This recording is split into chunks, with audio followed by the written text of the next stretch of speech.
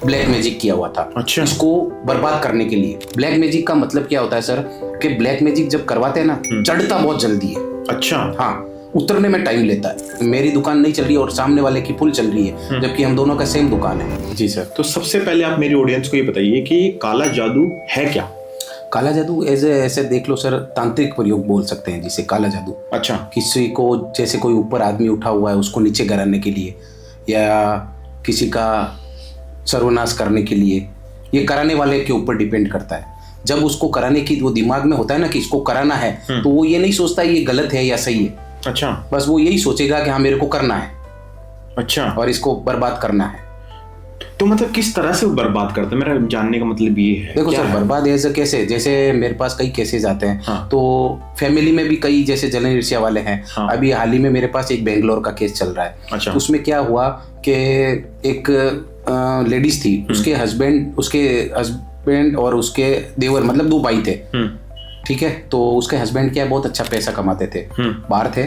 तो उसके देवर था जो बिल्कुल कुछ काम का नहीं था। अच्छा। उसकी भी शादी हो गई, तो उसकी वाइफ आई, बोले कि हाँ मेरे जो हस्बैंड के बड़े भाई है बहुत अच्छा पैसा कमा रहे हैं, और मेरे हस्बैंड तो कुछ कर ही नहीं है, नॉर्मल सा कर लेते हैं। तो उसकी वाइफ इतनी तेज थी, पता नहीं उसने उसकी वाइफ को किसी ब्लैक मैजिक का सहारा कैसे लिया, मुझे खुद को पता नहीं है। बाकी ऐसा कर दिया कि जो उसके हस्बैंड के भाई थे ना, जो टॉप का अच्छा बिजनेस कर रहे थे, वो एकदम डाउनफॉल हो गया बिजनेस में। अच्छा। हाँ, फिर उसके जो भाई की मिसेज है ना, उसके मतलब उस लड़की के जेठ यानी जेठानी बोल सकते हैं, उसका मेरे पास पता नहीं कैसे नंबर मिला होगा मेरे से।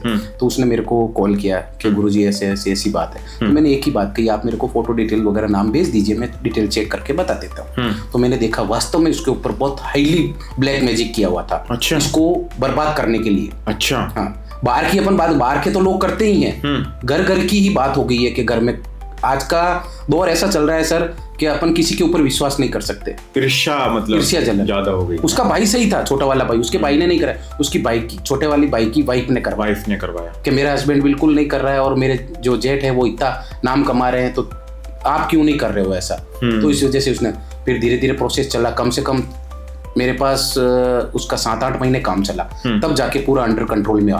ब्लैक मैजिक का मतलब क्या होता है सर, कि ब्लैक मैजिक जब करवाते हैं ना, चढ़ता बहुत जल्दी है। अच्छा। हाँ, उतरने में टाइम लेता है, उतरने में बहुत टाइम लेता है। तो भाई साहब मुझे ये बताओ कि आप कह रहे हो कि ब्लैक मैजिक चढ़ता बहुत जल्दी है, तो ये कैसे चढ़ता, मुझे मतलब वो प्रोसेस क्या होता है?